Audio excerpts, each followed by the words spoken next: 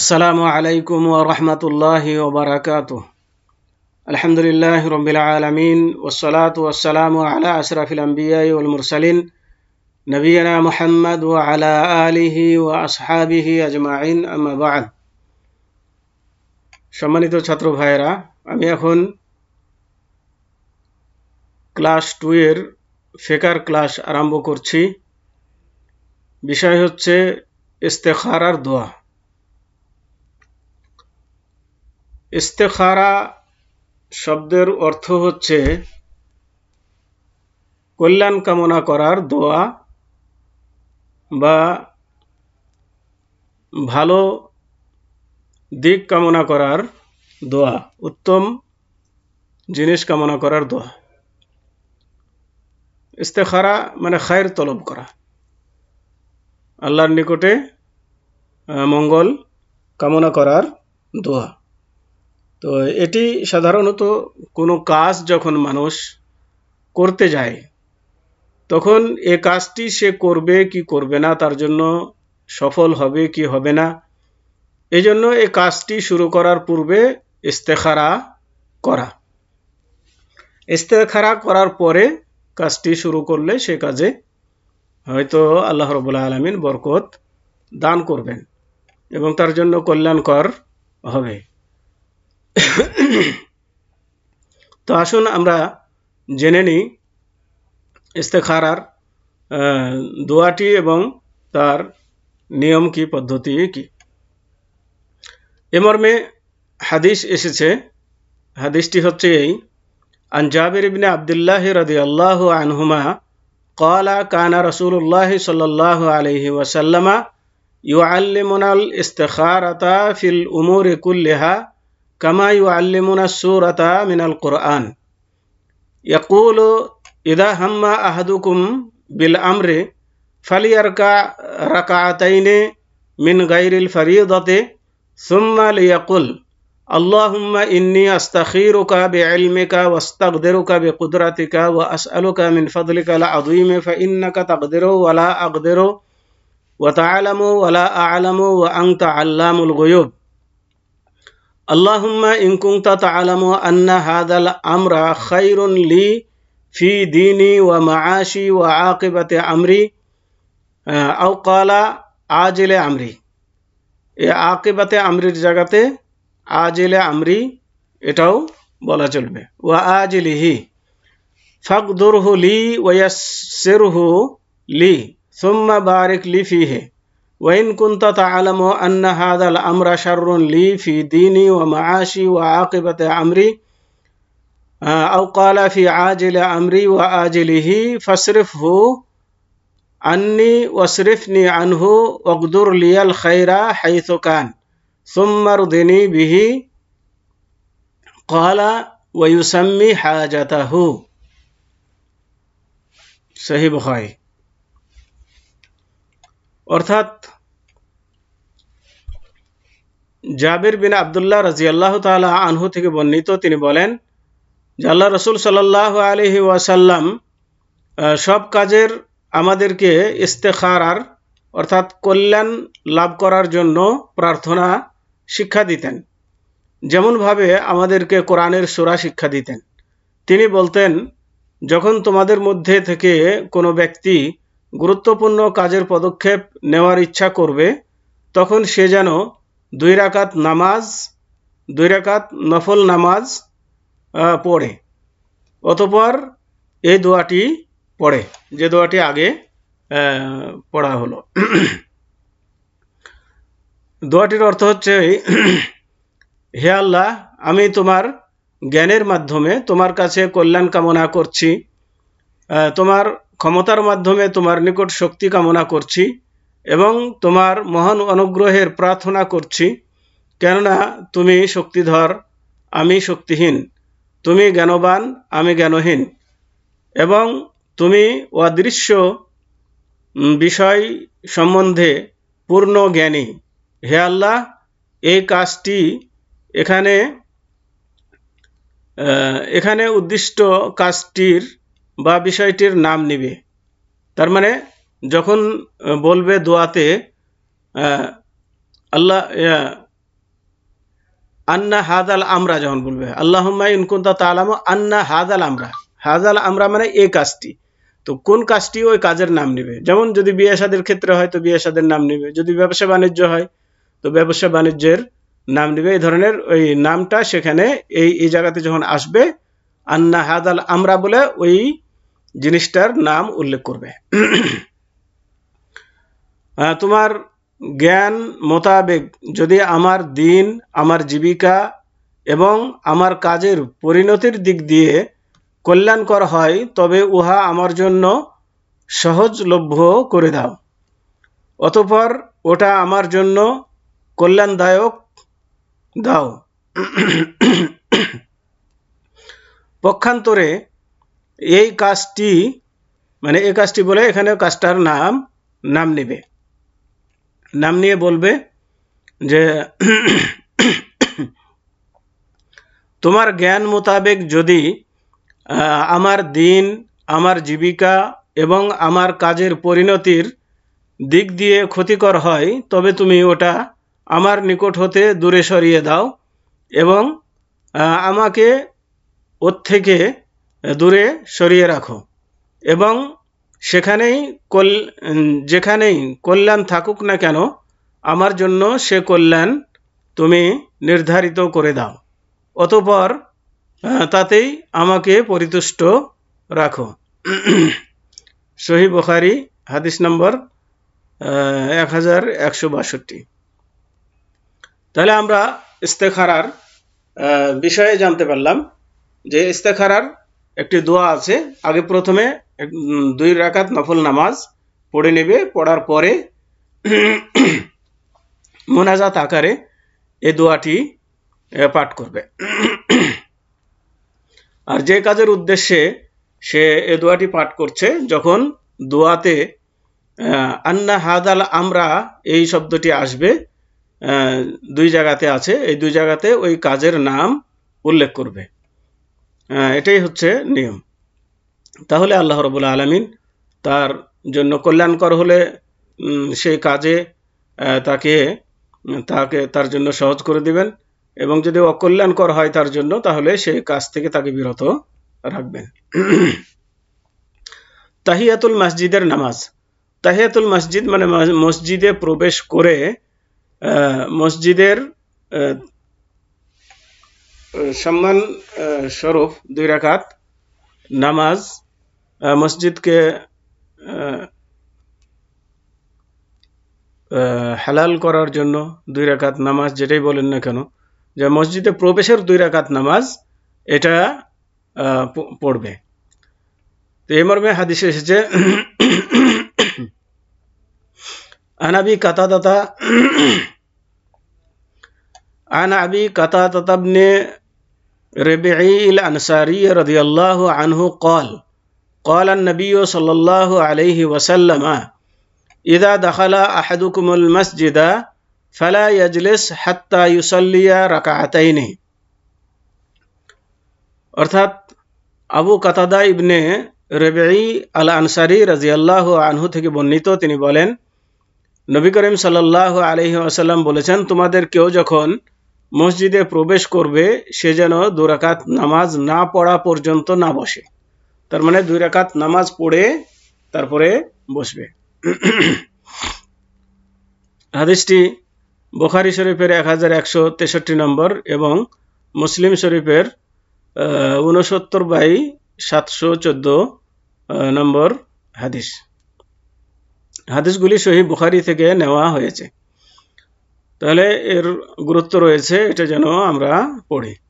ওজুর সুন্নাত নামাজ মানে ওজু করার পরে 2 রাকাত সুন্নাত নামাজ আদায় করা, এটাকেও তাহিয়াতুল ওযু বলা হয়। عن أبي هريرة رضي الله عنه أن النبي صلى الله عليه وسلم قال لبلال عند صلاة الفجر يا بلال حدثني بأرجى عمل عملته في الإسلام فإني سمعت دفن عليك بين يدي في الجنة قال ما علمت عملا أرجى عندي أني لم أتطهر طهورا في ساعة ليل أو نهار ইল্লা সাল্লাইতু বিযালিকা তুহুরে মা কুতিবা লি আন উসাল্লিয়া।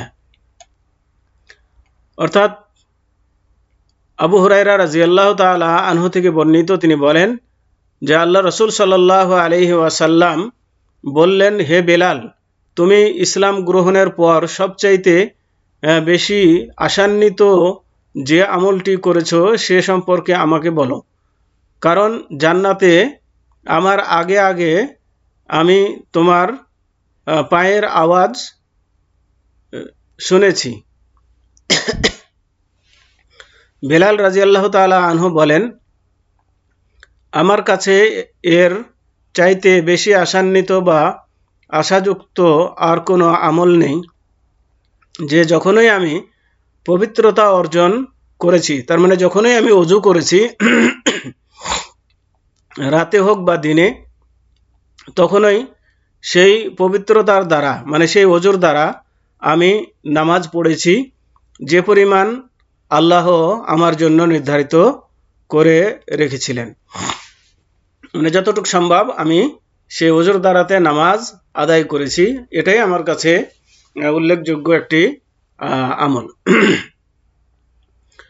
তো এই আমলের কারণেই বেহেশতে তাকে মর্যাদাবান করা হয়েছে, যা আল্লাহ রাসূল সাল্লাল্লাহু আলাইহি সাল্লাম বেহেশত সফর করার সময় সেটা দেখে এসেছেন। তেলাওয়াতের সেজদা, তার মানে কোরআন তেলাওয়াত করলে কিছু সেজদা রয়েছে, সেই সেজদাগুলো করা। এটি কয়টি সেজদা করবে, দুইটি না একটি, এবং কিভাবে করবে কি তো আসুন আমরা জেনে। আন আব্দুল্লাহ ইবনে উমর রাদিয়াল্লাহু আনহুমা قال كان النبي صلى الله عليه وسلم يقرأ السجدة ونحن عنده فيسجد ونسجد معه فنزدحم حتى ما يجد أحدنا لجبهته موضعا يسجد عليه।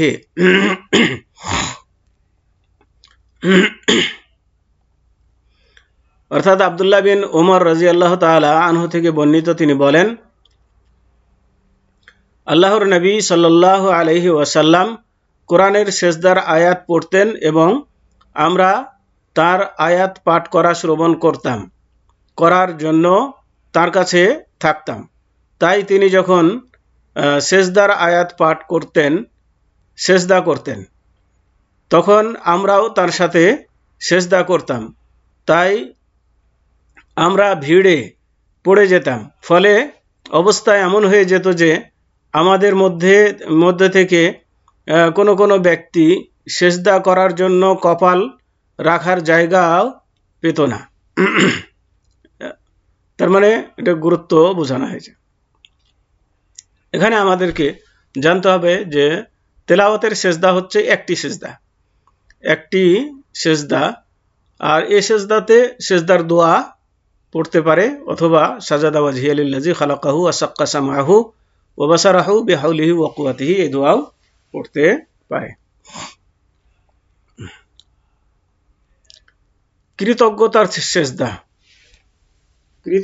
সেজদা মানে কোনো খুশির সংবাদ পেলে আল্লাহর শুকরিয়া জ্ঞাপনার্থে যে সেজদা করা হয়, এই সেজদা, এটিও হচ্ছে একটি সেজদা। কৃতজ্ঞতার সেজদা হচ্ছে একটি, দুটি নয়, একটি সেজদা করবে। আন আবি বকরাতা রাদিয়াল্লাহু আনহু আন্নান নবী সাল্লাল্লাহু আলাইহি ওয়াসাল্লাম কানা ইযা আতাহু আমরুন ইয়াসুররুহু আও বুশশিরা বিহি খাররা সাজিদান শুকরান লিল্লাহি তাবারাকা ওয়া তাআলা। অর্থাৎ আবু বকরা রাদিয়াল্লাহু তাআলা আনহু থেকে বর্ণিত, তিনি বলেন যে নবী সাল্লাল্লাহু আলাইহি ওয়াসাল্লাম এর কাছে যখন আনন্দদায়ক কোনো সংবাদ আসতো অথবা তাকে কোনো সুসংবাদ দেওয়া হতো, তখন তিনি আল্লাহর কৃতজ্ঞতা জ্ঞাপন করার জন্য সেজদা করতেন, সেজদায় পড়ে যেতেন। যে সময়গুলিতে নামাজ পড়া নিষেধ, এই সময়গুলোতে নামাজ পড়া নিষেধ। এক, ফজরের পর থেকে সূর্য এক বর্ষা উপরে ওঠা পর্যন্ত। 2, সূর্য মধ্য আকাশে থাকার সময় পশ্চিম আকাশে ঢলে পড়া পর্যন্ত, মানে যখন সূর্য খাড়া থাকবে, মাথার উপরে থাকবে, তখন নামাজ পড়া নিষেধ। আসরের পর থেকে সূর্যাস্ত পর্যন্ত, এই সময়ে কোনো নামাজ পড়া নিষেধ। তো ফজরের পর থেকে সূর্য ওঠা পর্যন্ত এবং আসরের পর থেকে সূর্য ডোবা পর্যন্ত এগুলো কোনো নফল নামাজ পড়া চলবে না, নফল সুন্নাত এগুলো পড়া চলবে না। কিন্তু কারো যদি কোনো নামাজ ছুটে গিয়ে থাকে তাহলে সে নামাজ কাজা করতে এই সময়ের মধ্যে পারবে।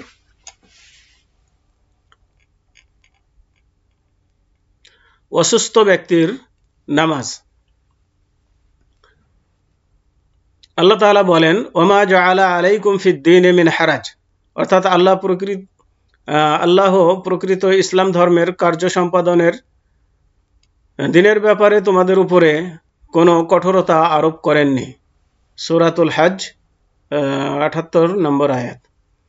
আল্লাহ তাআলা আরো বলেন, লা ইউকাল্লিফুল্লাহু নাফসান ইল্লা ওসআহা, আল্লাহ কারো উপর এমন কোনো কষ্টদায়ক দায়িত্ব অর্পণ করেন না যা তার সাধ্যাতীত। সূরা বাকারা 286 নম্বর আয়াত। তার মানে অসুস্থ ব্যক্তি যেভাবে পারে সেভাবে নামাজ আদায় করবে। তার মানে দাঁড়িয়ে পারলে দাঁড়িয়ে, না পারলে বসে, না পারলে শুয়ে, না পারলে ইশারায় এভাবে পড়বে। এরপরে যদি কষ্ট হয় তাহলে 2 নামাজকে একসাথে, যেমন জোহর আসরকে জোহরের সময় অথবা আসরের সময় পড়ে নেবে, অথবা মাগরিব এশাকে মাগরিবের সময় একসাথে পড়ে নিতে পারবে। অসুস্থ ব্যক্তির নামাজের পদ্ধতি।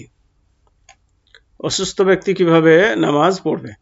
আন ইমরান ইবনে হুসাইন রাদিয়াল্লাহু আনহুমা ক্বালা কানাত বি বাওয়াসির ফাসাআলতু আন-নবিয়্য সাল্লাল্লাহু আলাইহি ওয়াসাল্লাম আনিস সালাতি ফাকালা সাল্লি কায়িমান ফাইন লাম তাস্তাতি ফাকাইদান ফাইন লাম তাস্তাতি ফাআলা জামবিন।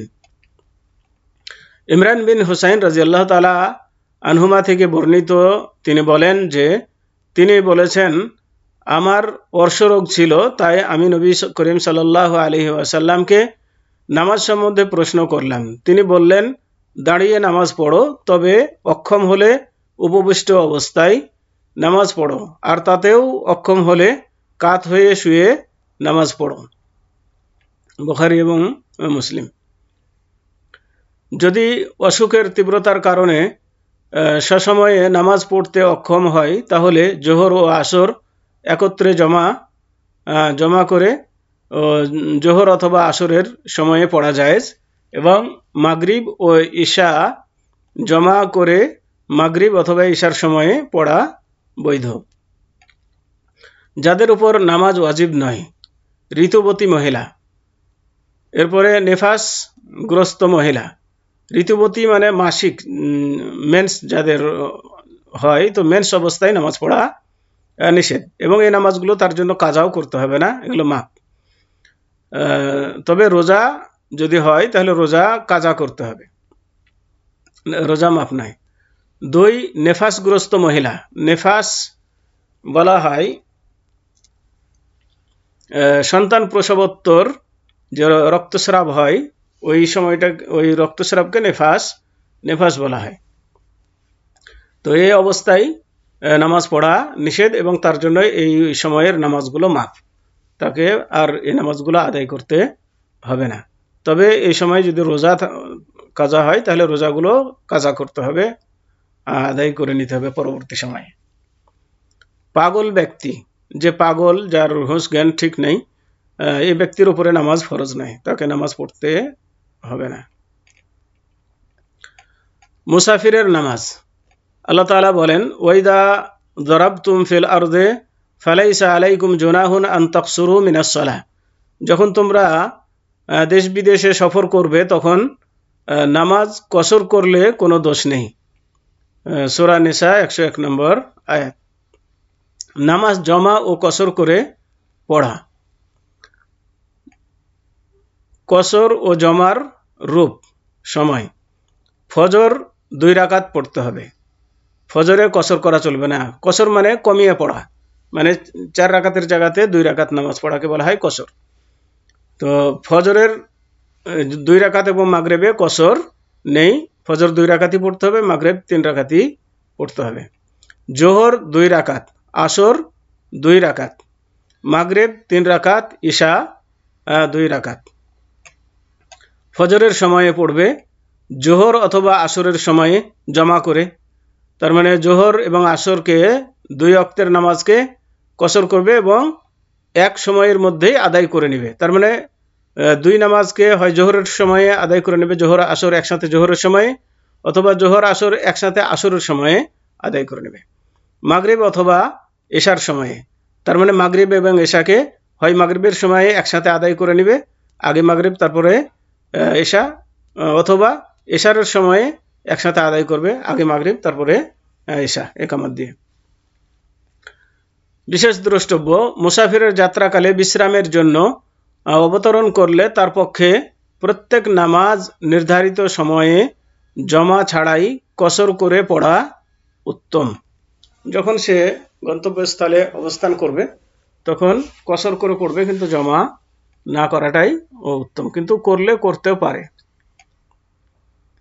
সফরের দূরত্ব, কতদূর সফর করলে সে মুসাফির হবে এবং তার জন্য এই সমস্ত বিধান বৈধ হবে। কসর করা বৈধ এমন সফরের দূরত্ব নির্ণয় করার জন্য ওরফ বা প্রচলিত প্রথার দিকে প্রত্যাবর্তন করতে হবে। মানে যে দেশে বা যেই সমাজ যাকে সফর বলে, যতটুক গেলে তাকে সফর বলে আখ্যায়িত করে, এই এতটুক সফর করলেই তাকে মুসাফির হিসাবে ধরা হবে। মুসাফির তার শহরের আবাদি থেকে বেরিয়ে কসর আরম্ভ করবে। মুসাফির যখন তার যে শহরে সে বাস করে সেই শহরের গণ্ডি পেরিয়ে যাবে তখন থেকেই সে কসর আরম্ভ করবে, বা গ্রাম যে গ্রামে বাস করে সেই গ্রামের সীমা পের হয়ে গেলেই সেখান থেকে সে কসর শুরু করবে। সফরের সময়সীমা, সফরের সময়সীমা কতটুকু? কসর বৈধ এমন সফরের সময়সীমা যতদিন মুসাফির অবস্থানের নিয়াত না করবে ততদিন পর্যন্ত কসর করতে পারবে।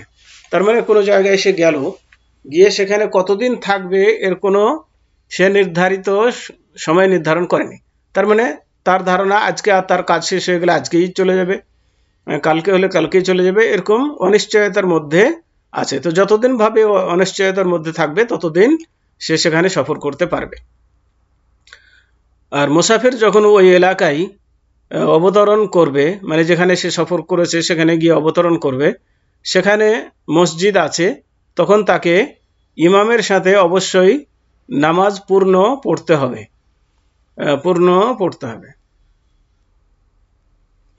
তাহলে মানে স্থানীয় ইমামের সাথে যদি নামাজ আদায় করে মুসাফির, তাহলে স্থানীয় ইমামের সাথে তাকে পূর্ণ নামাজ পড়তে হবে, তখন তার জন্য কসর চলবে না। কিন্তু যখন সে একাই পড়বে তখন তার জন্য কসর চলবে, বা মুসাফিরদের সাথে যখন পড়বে, মুসাফির যদি ইমাম হয় তাহলে তার সাথে কসর করতে পারবে। সফরে যা বৈধ, সুনানে রাতেবা ছেড়ে দেওয়া বৈধ। সুনানে রাতেবা বলতে যে নামাজের আগে পিছে যে সমস্ত সুন্নাতগুলো আছে 12 রাকাত, সেই সুন্নাতগুলো ছেড়ে দেওয়া বৈধ। তবে ফজরের সুন্নাত ও বেতের না ছাড়াই উত্তম, তবে ছেড়ে দেওয়া জায়েজ আছে। জুমার নামাজ ছেড়ে দেওয়া বৈধ, জুমার নামাজ ছেড়ে দেওয়া বৈধ, কিন্তু জোহরের নামাজ তাকে পড়তে হবে। 3 রোজাদারের রোজা ছেড়ে দেওয়া বৈধ, তো এগুলো তার জন্য বৈধ। সফরের সময়সীমার ব্যাপারে আরেকটি জিনিস যেটা জেনে থাকা দরকার, যে জায়গাতে সে অবস্থান করছে, যে জায়গাতে সফর করেছে, সেখানে যদি সে 4 দিনের অধিক থাকার নিয়াত করে ফেলে, তাহলে সেখানে পৌঁছার পর থেকে তাকে পূর্ণ নামাজ পড়তে হবে। আর 4 দিনের কম থাকার যদি নিয়াত করে তাহলে যতদিন থাকবে ততদিন, এই 4 দিনের কমে যতদিন থাকবে ততদিন সে কসর করতে পারবে। তো আজকে এ পর্যন্তই। সাল্লাল্লাহু আলা নবিয়িনা মুহাম্মদ ওয়া আলা আলিহি ওয়া আসহাবিহি ওয়া বারিক ওয়া সাল্লাম। আসসালামু আলাইকুম ওয়া রাহমাতুল্লাহি ওয়া বারাকাতুহু। আগামী সপ্তাহে পরীক্ষার কোশ্চেন ছাড়া হবে, সবাই পরীক্ষায় অংশগ্রহণ করবেন, এখন থেকে প্রস্তুতি গ্রহণ করতে থাকুন। জাযাকুমুল্লাহু খাইরান।